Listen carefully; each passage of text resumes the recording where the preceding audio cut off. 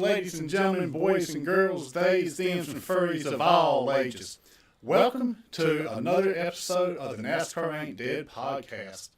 You know, it's been a while since I did one of these, and it's one of those things where, well, learning process is sometimes a pain, and even then it does not mean that I'm successful. Just like now, I'm hoping that I'm doing exactly what I'm supposed to be doing and going live on YouTube.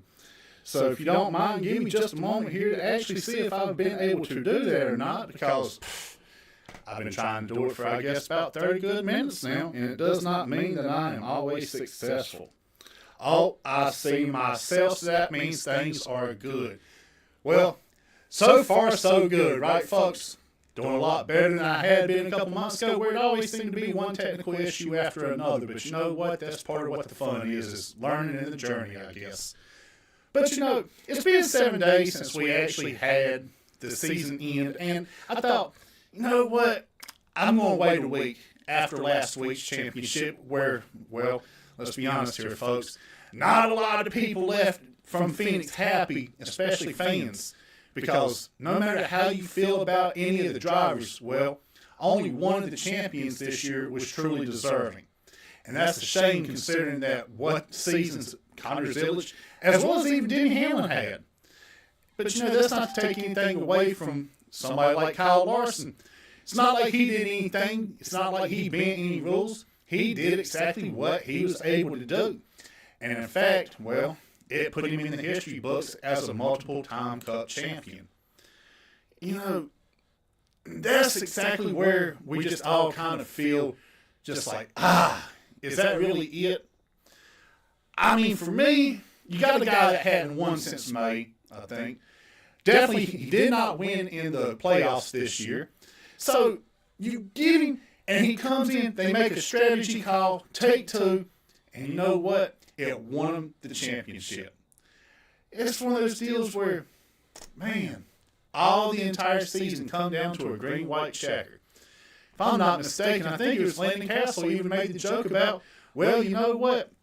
Maybe we should just run a green-white checker for November. Why not? That's exactly kind of the things that y'all have heard me say over the couple last years that I've been doing this, where I come out and I say, what's the point even running 500 miles, 400 miles if we're just going to have it all come down to a green-white checker? Why not just qualify at 130 and come 230, we drop a green-white checker, and however many times it takes, and that's just going to be it. Because nobody wants to see drivers ride around conserving fuel. Nobody wants to see championships come down to, well, that. I mean, it's fun in the moment. Had that happen back in 2011 with Tony Stewart and Carl Edwards, you know what? It's a little bit different. But it doesn't mean that Kyle Larson is any less of a champion. I mean, at this point, he is amongst the greats with the multiple cups. But let's go ahead and talk about what this year really kind of looked like. And, you know, y'all, I thought I was prepared. I am not. I had a nice little graphic, I guess, that I was going to put up. But I think I'll use that for a thumbnail. Maybe that's what it is. Maybe it's not.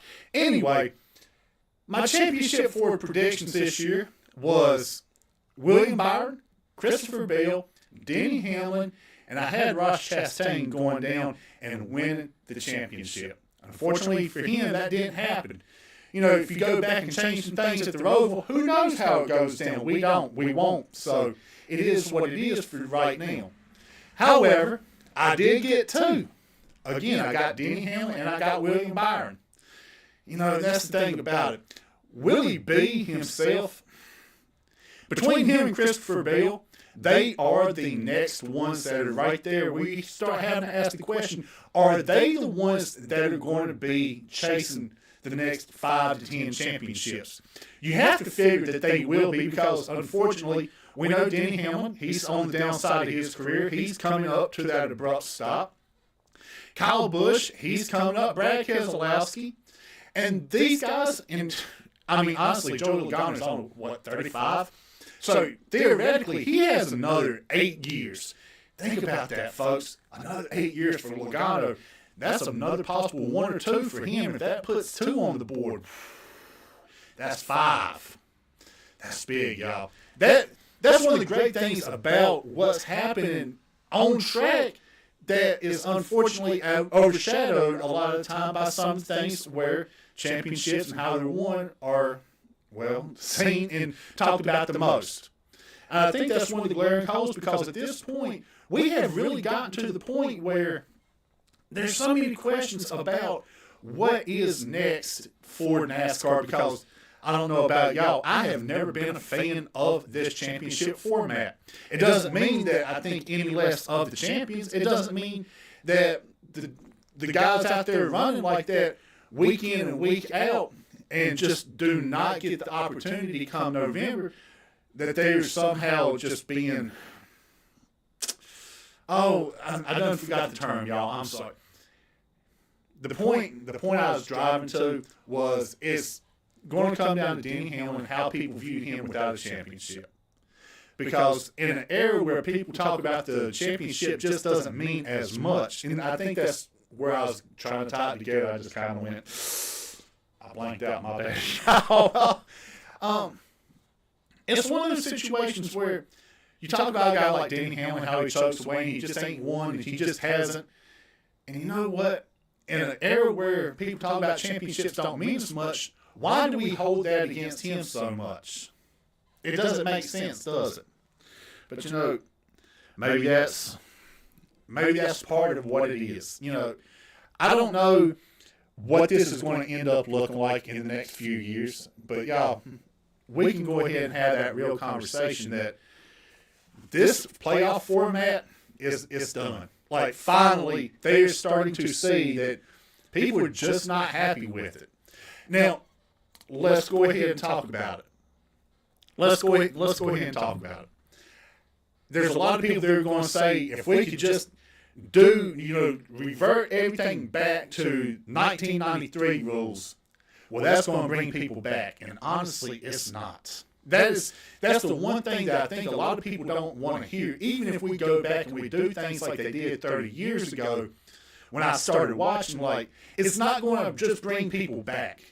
A lot of it has to do with so much more than just championship format. Some of it has to do more than just, as they talked about earlier in the year, I think, on the Happy Hour Kevin Harvick podcast, of Mike Joy talking about activation and seeing the drivers' cutouts in stores. Like, I get what you're saying with that, but there's a whole bigger issue that NASCAR has to deal with, and it comes down to even how the community treats the community fans.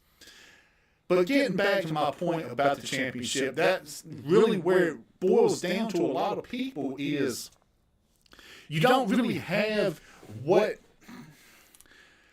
people really call long attention span anymore. And you can talk about how your kids' attention spans are shorter than yours, but honestly, is yours shorter than your parents'?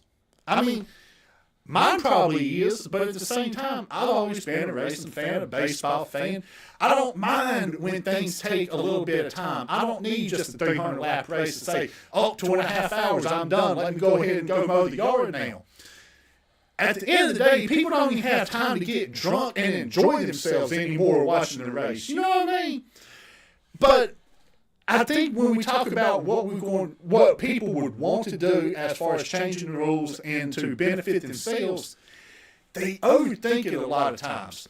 And it goes back to what I was saying about this format. I've not been a fan of the one-race format. I've always thought it should have been done a little bit differently.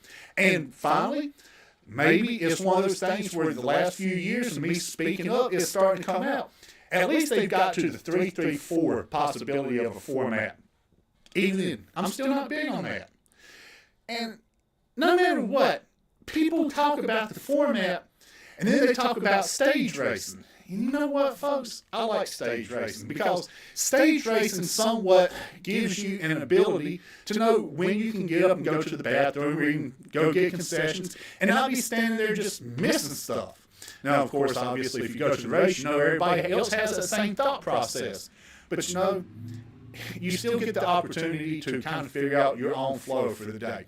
Goes back to what I said about the races are so short. People don't have time to really get drunk anymore and just enjoy themselves. again, I could go into this, and I'm doing my best to stay on topic here. That's one of the reasons I like having Ben here with me, because me and him, we can kind of bounce back and forth, and he would keep me on track. But we're here, folks. This is just me one-on-one with you. But let's go back to what I was saying about the championship, and if I could go and do things my way, well, you know what? We're going to have to start with the stage links themselves. And if I could change things in NASCAR, I think this is the way I would like it to be. Because one of the worst things about being a fan sometimes is you turn on the race and you don't know that ever since the Xfinity or going to be the O'Reilly Auto Parts Series went off yesterday, that they had an enormous amount of rain. So there's going to be a competition caution. And I think that is one of the things that's always bugged me about the stage racing, is even then, you have to think about the fact that there could be a competition caution just 10% of the way into the entire race itself. So if I was to change some things, I think that's the one thing I would definitely do, is I think I would change over to stage 1 being 10% of the race, and it's the same thing as the competition caution. You go ahead, you get that out of the way, and then we'll take 40% of what the entire race distance is and make that stage 2. That way, stage 1 and 2 equals out to half the race. As long as you get to the end of stage 2, well, you know what? You know what your racing should, whether it be a factor or darkness even. And you don't have a guessing game. At the same time, that means half the race is the third segment. Of course, the Coke 600 would be an exception because they run the 4 stages there. But going back here, week in, week out, you're 30 or you're 50% in stage 3. Well, that's a pretty good run. Usually that's at least 1 to 2 pit cycles if they were to do it under green. So you at least still get some sort of that element. And I think that's really kind of one of the changes that I would really make. And if we could do that, maybe this image right here is not just, and yes, I've taken out the, where's that? Oh, they're behind the 24. I took out the 22 car. I was just trying to get these 4 in here. This isn't just talked about because, oh, it's the championship for 4 wide.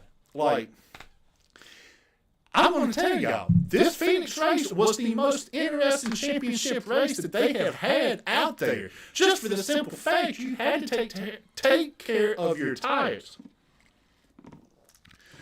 I like the fact that things would happen. Now, obviously, if your favorite driver is affected, well, it's not so fun anymore now, is it?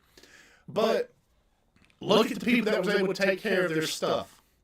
Look where they were at the end of the race. Ryan Blaney is always a great example of that. So I found that part real beautiful, so to speak.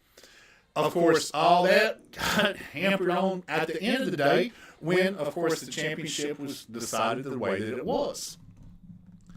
You know, that's one of the things about a championship. Like, nobody can sit here and really say that, well, you know what? Oh, wow. Am I not able to do this? Oh, geez, y'all. I'm sorry. Who knows how this is going to be looking over here? Let's try this again. Okay. So, with that happening, let's see if I can get this. Oh, there it goes. So,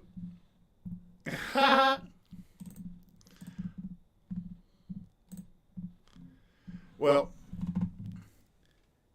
no matter what, that championship picture of just 4 different drivers just right there on top of each other, like, it's cool when it happens, but what happens if they all wreck at that moment and this guy, he had to go back there due to the DMP or DVP. Jeez. Dirty Mo Posse, you know what I mean? Oh my gosh. Anyway, damaged vehicle policy, like, what if it was decided like that? That's one of the great reasons I'm glad that NASCAR is deciding to go away from this format. But it goes back to what I was getting at earlier. And it's one of those things where everybody has their own idea of what they would like for the championship to look like. And, you know, that's the thing. I think no matter what, when we get to the end of the, well, I say to the end of the season, to the beginning of the season, we're probably going to be looking at some sort of format that has to do with a full season. I don't think there's any way that we can really get around it. Oops. I wish I could figure out really how to work some of this as much as I should. But you know what? I'll figure it out somewhere along the line. Let's see if I can actually set this up, though.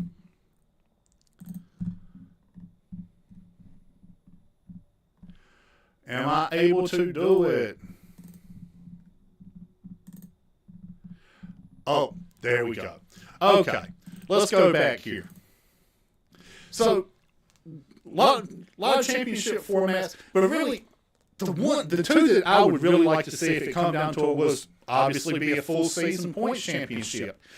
That would actually be really phenomenal, folks. Like, I'm not really a big fan of the concept, so to speak, but at the same time that I say that, it would be phenomenal for the simple fact you would get people to actually race a little bit differently, and you wouldn't get these people like Austin Hill who come out here and just constantly try to wreck people and turn left at the same time they're trying to turn left. Like, I'm not talking about the right hooks necessarily, but y'all get the point. But at the same time, y'all, let's go ahead and take what we've got. I don't want to do the old chase format of 10 races. For the simple fact that it was cool, but it does not mean that, you know, that's what they want to do, because they're still going to talk about they want to produce drama. And, you know, one thing that I really hate is the term when they say playoffs, because nothing about racing means playing. You are racing. And that's, well, I think we changed the term to race-offs. We have a 26-race regular season, 7 race-offs, and a 3-race championship series. For me, I think that's where it comes down the easiest, because you still get a little bit of what you had, a little bit of where we're at, and you're able to make it to where we should be going. I think 3 races is an appropriate amount of races for a championship season or a championship series. It gives you an opportunity to race at 3 different styles of tracks. Now, I'm not going to get into, well, these are the 3 tracks. I'm not doing that today. We will do that sometime throughout this off-season, because I'm going to get bored. Because now that I know how to make videos and go live and do this, I hope to be having just one viewer like I've got right now. But you know what? Oh, actually, I think I got 2 people watching, so that's actually pretty awesome. You know, like, here I am. I'm already selling myself short. But let's go ahead and talk about the 26-race season, which we're accustomed to that. But we got 7 race-off races. And then 3-race championship. Well, how do we get there? Oops. Eligibility. The regular season points champion should automatically make the race-offs. Because the race-offs, well, this is where it's going to get fun, folks. Let's go ahead and talk about the eligibility before I start trying to explain. You bring in the most regular season wins. So if you're the regular season points champion, you could theoretically keep somebody out of the race-offs by going out and having the most regular season wins. Well, the top 10 in points should be in, no different than that old 10-race chase format, right? And any driver with multiple wins. So anybody that has won multiple times throughout the season. You know, that would be a little bit more than just, well, I want a balls to the wall this week, and anybody that goes into the wall, oops, you're bad, you were in my way. I'm trying to make the race-offs or the playoffs or whatnot. And folks, multiple wins, well, they're not by accident. Lightning strikes, but not twice. And if it does, well, you better buy a lottery ticket that day. So I think if you're able to limit where and how people get in, it makes it prestigious, and it actually keeps people from just driving over their head and possibly injuring people. And I think that's been the biggest issue that I've had with some of that crazy stuff, where you've seen people just getting pushed out of the way. It's fine at short tracks, but not even in road courses a lot of the time. So, okay, cool. We've got the race-off eligibility. Now, let's go ahead and let's talk about how you get to the championship and the championship round eligibility. This should definitely be where the regular season points champion gets automatic put into it. No, can they make it through the race-offs? No, that's dumb. We don't want to do that. What we want to do is make sure that the guy that was a regular season champion actually has a true opportunity to become champion. Same thing with most wins. Now, notice how I didn't have most regular season wins. There's a reason for that. Because we still want everybody coming to the race-off races, right? We want people to come out there, and we want people to still give everything that they got week in and week out. You still want to win. You want incentive for that beyond just the trophy and the check. You want to be able to build momentum for next year. So you want those guys that's not in the race-offs to go out there and run as hard as they're going to and still have reason that they want to. But you want the guys that are already in the race-offs to be able to put up a fight and say, you know what, I need to limit who's actually going to win out here. I still got to do it from where I know you're hearing me and you're like, yeah, don't they do that anyway? No, not always. Sometimes that's the bad part about points racing. Instead of trying to go from third to the lead, we're just going to hang out here about 7/10 off, and we're just going to hang tight. We're not going to press the issue. That was one of the things about this win and you're in format that I did like, was because it did kind of get rid of that, and it did. But not a can of worms, but a snake of buckets or a bucket of snakes. And that's something we'll talk about another day. But for now, we've got what it takes to get to the championship round of my eligibility list that I've created. So the most wins, maybe you got two guys fighting up to the regular season. The guy that maybe has 5 wins, maybe he wins 2 of the race-offs. Now he's got 7. Well, he surpasses the guy that got in for the race-offs for the most season wins. Okay, cool. So now you've got 2 people locked into the championship round. At this point, let's go ahead and take the top 3 that have garnered and gained the most points in the race-offs. Because at this point, you still want to win, but you want to be able to stack your points. And I think that is one thing with the eliminations. Yeah, the elimination races do give you talking points, but they make it way more than what it should be. It's just not as entertaining beyond just something for a writer to talk about. So we've gotten rid of the eliminations. So at this point, any race-off eligible driver that gets a win in the race-offs is able to be added to the championship round. So theoretically, at this point, you could have more than likely a maximum of 9, maybe even 10 in the championship round. Theoretically, you also are not going to have any less than 3 drivers eligible for the championship. So no matter what, under my system, you've got three minimum drivers that can go out there for 3 races and see who really is the best driver. That is the part about the one race format that really kind of sucked, y'all. Like, you didn't have to be good at any one specific place. All you had to do was just be good enough at a handful of places to get by. And as long as you were good at Phoenix or even Homestead, you're probably going to be out or running up there for the championship. Imagine if they would have ran Phoenix in the mid-2010s when Harvick was at SHR 2014, 15, 16, 17, when they were still in the Fords in those first year, in the Chevys in that first year in Fords. Like, oh my gosh, like, that is really something that a lot of people don't want to talk about, is how many championships he would have won just based on how good he was at Phoenix. Same concept of Christopher Bell, Kyle Larson, Tyler Reddick at Homestead.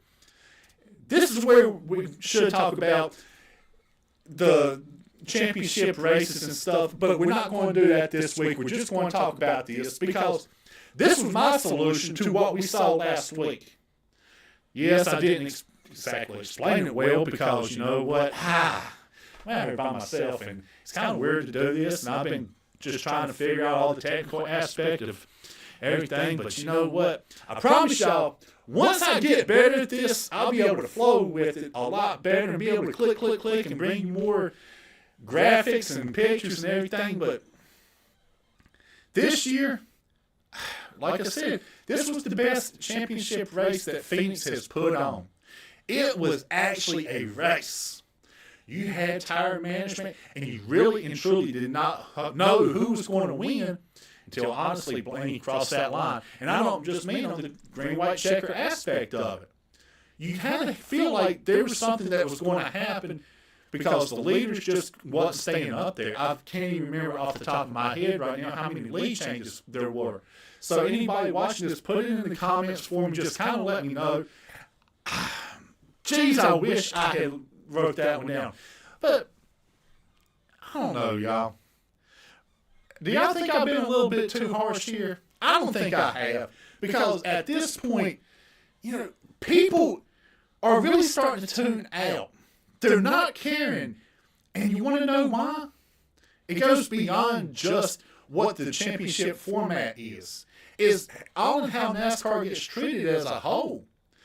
I mean, look at the fact that you had the championship happen, and you didn't even go talk to Ryan Blaney at all. You had to go get ready for the local news or football.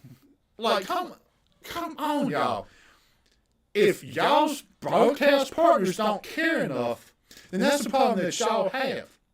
That's the reason a lot of fans were so disappointed in this most recent TV deal. Excuse me. Because so many of us wanted streaming to be a thing. And look at it. All we heard was about how bad Amazon was going to be. And you know what?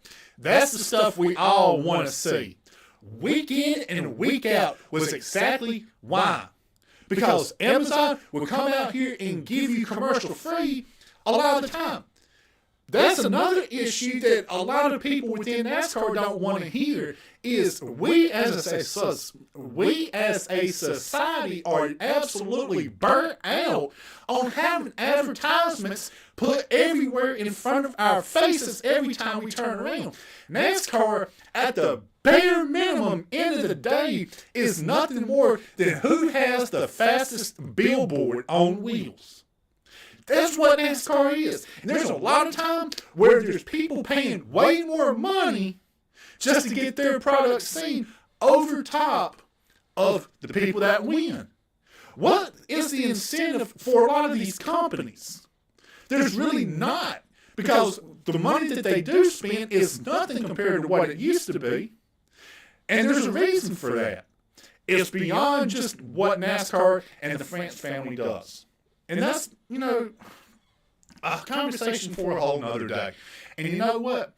I promise you, we will have that conversation on another day because, as I told some of y'all, once I figured this out, this is exactly what was going to be happening. And I would give y'all until the end of the season before I started coming out here and really opening my mouth. I gave y'all the chance, and I noticed that too many of y'all were interested in just being like, well, we're complacent with this. I'm not. It's time for NASCAR to listen up and listen to somebody more than just the old people that have been telling us for the last 10 years of what they wanted to see just being like it was when they were a kid. Not everybody wants to see that, But at the same time, it doesn't mean that we're opposed to it. There's a whole lot many more different questions than y'all have answers for that we as fans want to see. And you know what? That championship format is probably the easiest one at this point. Hopefully we see either a full season or a race-off situation. But no matter what, when we get to Daytona, the rules are going to be the rules. And when we get to the end of the season at Homestead, you want to know what? The rules are still going to be the rules. And of course, there could be some different rules, but they will not change the championship rules. At this point, all we want to see is somebody that we can really relate to and feel like that was the true champion. Because not many people have felt like that with Penske not really doing much throughout the season, getting to Phoenix and just dominating. What would have happened had Ryan Blaney been championship eligible and been able to win the previous week at Martinsville? See what I'm saying? We would have had a two-time Ryan Blaney Cup champion instead of two-time Kyle Larson. Would that have even fixed this scenario that we've all had a problem with, where we've all been heartbroken for Denny Hamlin? Maybe, maybe not. But you know what? A lot of questions to a lot of different answers, and a lot of answers to questions that have never been thought of or even asked yet. Maybe that's something that I'm going to have to end up doing. But throughout this offseason, we will be coming to y'all at least once a week with shows like this, and maybe even sitting down and watching some old race clips together. How's that sound? It sounds great to me. But folks, the way that you feel about it right now, I hope you continue to feel like that. And no matter what, I will see y'all sometime in the very near future. Until then,